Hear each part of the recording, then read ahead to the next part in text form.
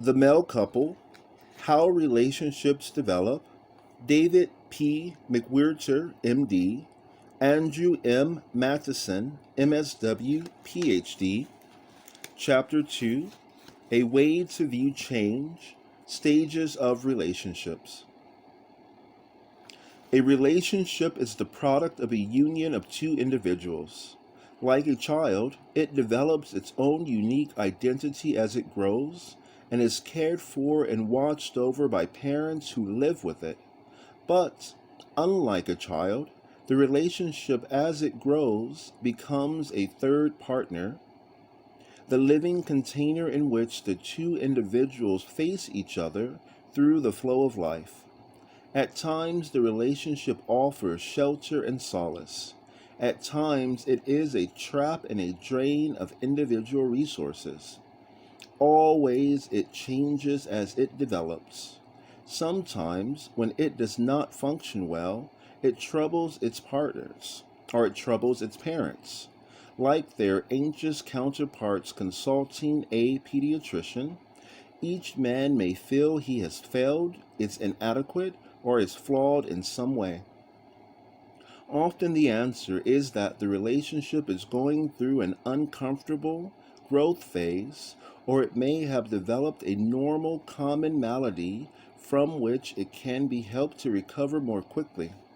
There are three beings in a male couple, the two men and their offspring, which they shape and which in turn shapes them. Its birth, more often than not, is a joy. Its development through the lifetime may cause the couple unnecessary anxiety. Like all growth in nature, its development can be observed and assisted. Understanding helps. Often the obvious is the easiest to overlook simply because it is right there. We become so accustomed to seeing and talking about it that it is taken for granted. Stages of relationships are obvious but completely overlooked. The concept of developmental stages is certainly not new, but its application to a better understanding of primary partnerships has not been researched. Most of the work on stages has been applied to child development. Continuing the analogy between the relationship and a child, understanding relationship stages is simplified.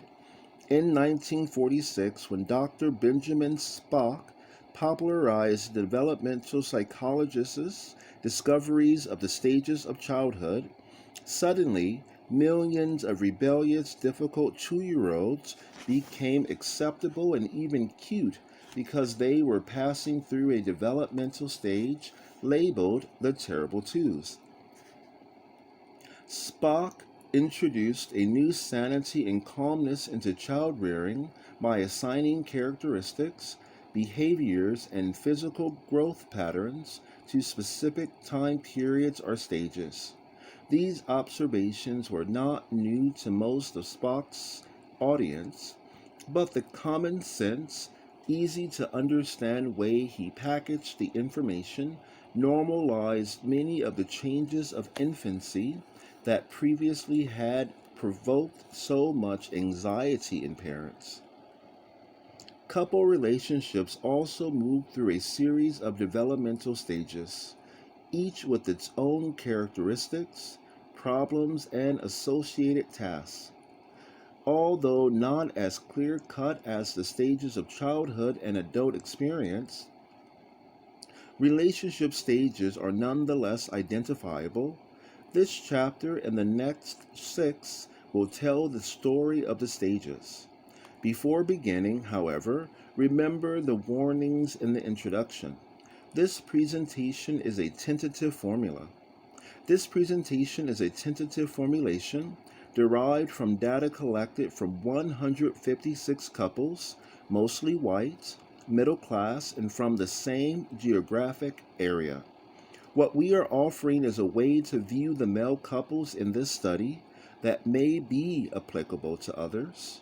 Certainly, we have found this to be true as we have presented our data to others around the nation over the past 3 years. It is not our intention to create a new typology for male couples that becomes the norm against which all such relationships are measured. To us, that seems more destructive than useful. These stages are not real, but rather are conceptualizations intended to aid in the description and understanding of male partnerships. This is the first systematic longitudinal look at the male couple. It is a pioneering study. The maps we are offering should be looked upon as similar to the crude maps of the early explorers, filled with inaccuracies and guesses, but often enough catching the general shape of things. Much more research is needed. We leave that discussion to the end. Stage theory. Studies of individuals have produced an increasingly impressive body of knowledge and literature about stages. The list of contributors includes the early work of Gesell about the growth of the child, Piaget and Freud about the psychological growth of the child with developmental tasks in each stage. More recently, Levinson showed that men have seasons in their lives that are related to age.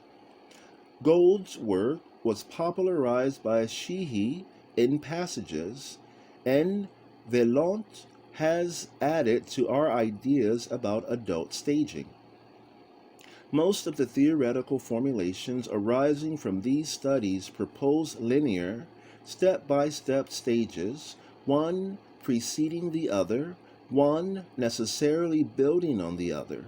Stein and Etzkowitz have proposed a spiral theory of individual stage development, postulating that movement through the stages does not progress linearly, but rather in a back and forth, up and down fashion, with characteristics of stages overlapping and recurring in different ways as the person grows.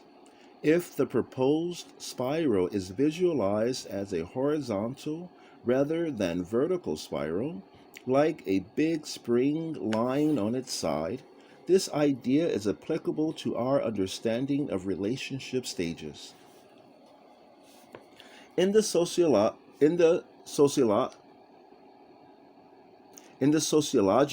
literature, the idea of stages of development of the family has been explored.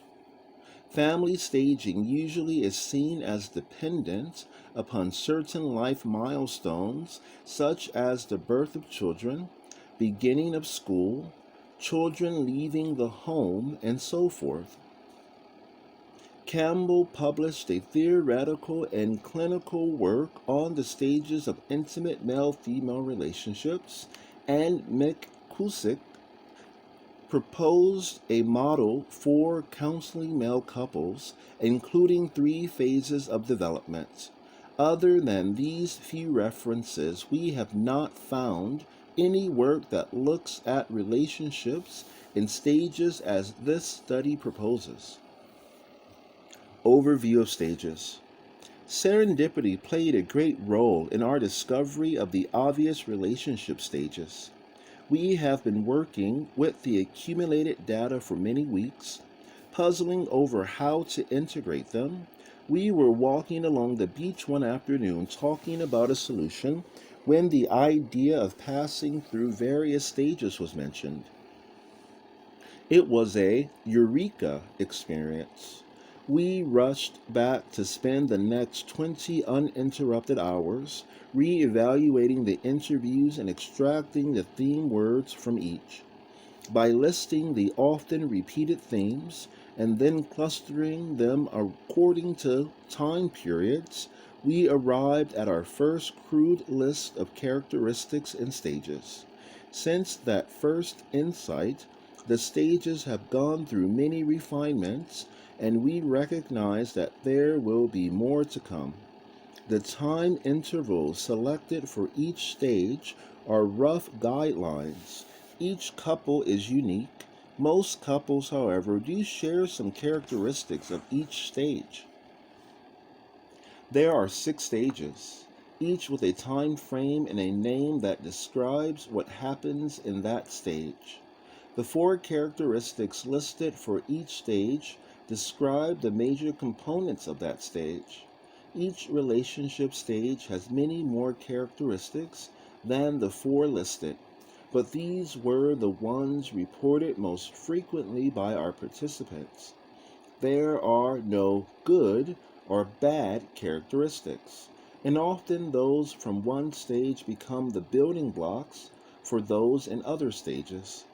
Remember that the stages are not necessarily linear or flat, but rather spiral and multidimensional. Characteristics from one stage also are present in other stages and they overlap. Remember, too, that not all male couples fit this model. Some have different experiences with few similarities to these formulations. We again caution against attempting to conform to these ideas. This model is a beginning in the understanding of the complex phenomena of male couples. 6 lists follow. Stage 1, blending, year 1. Characteristics: number 1, merging. Number 2, limerence. Number 3, equalizing of partnership. Number 4, high sexual activity. Stage 2, nesting, years 2 and 3. Characteristics: 1, homemaking. 2, finding compatibility. 3, decline of limerence. 4, ambivalence. Stage 3, maintaining, years 4 and 5. Characteristics: 1, reappearance of the individual. 2, risk-taking. 3, dealing with conflict. 4, establishing traditions. Stage 4, building, years 6 through 10. Characteristics: 1, collaborating. 2, increasing productivity. 3, establishing independence. 4, dependability of partners. Stage 5, releasing, years 11 through 20. Characteristics: number 1, trusting. 2, merging of money and possessions. 3, constricting. 4, taking each other for granted. Stage 6, renewing, renaissance, beyond 20 years. Characteristics: 1, achieving security. 2, shifting perspectives. 3, restoring the partnership. 4, remembering. There are no stage 1 couples in our sample. Data for stage 1 were collected in retrospect. The distribution of the sample by stages of the relationship is as follows. Stage 2, 37 couples, 24.0%. Stage 3, 24 couples, 15.4%.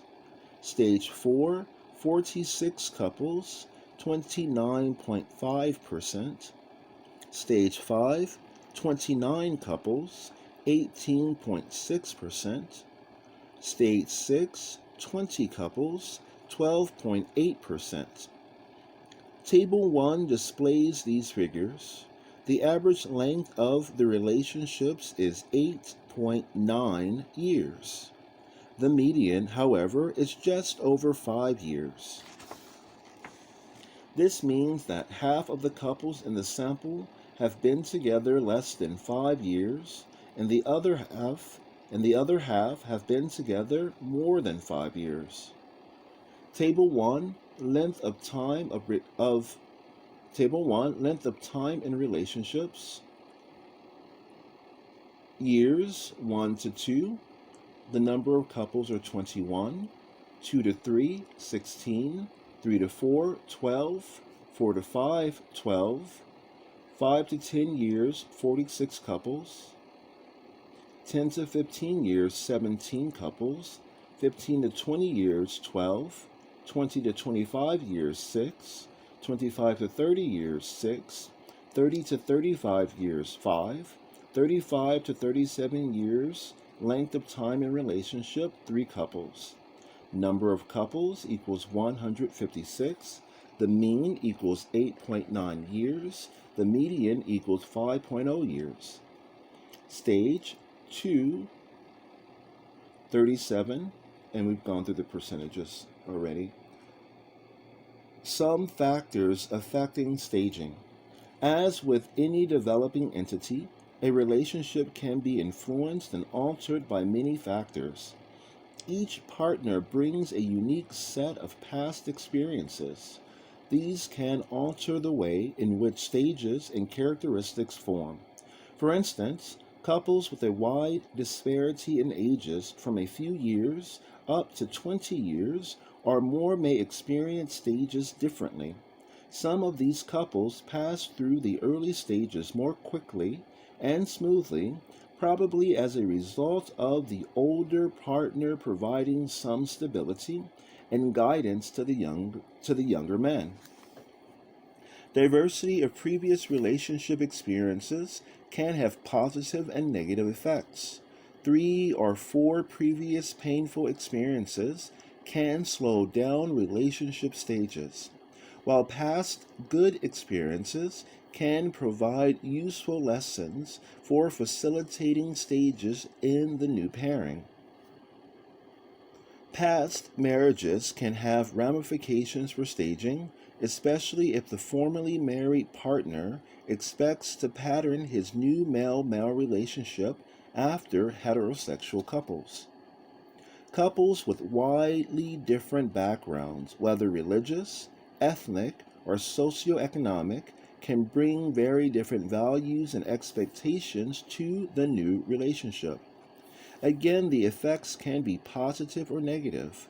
Individual personality differences can also affect stage change or individual personality differences can also affect stage change by influencing the responses each man makes as his feelings change.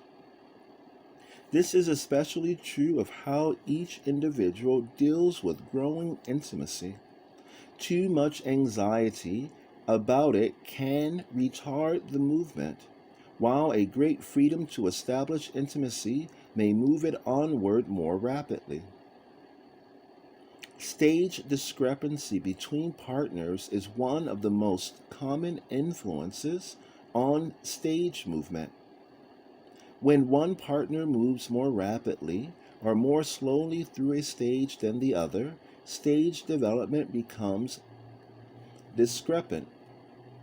This is a problem we see so frequently in the clinic that the concept alone has been very useful in psychotherapy with gay couples. For instance, one man may be individualizing as in stage 3, while his partner is still deeply committed to the blending of stage 1. The influence of anti-homosexual attitudes discussed in Chapter 9 can have deep influence on stages. The degree of individual homophobia can determine how quickly couples give themselves to the relationship or withhold from it.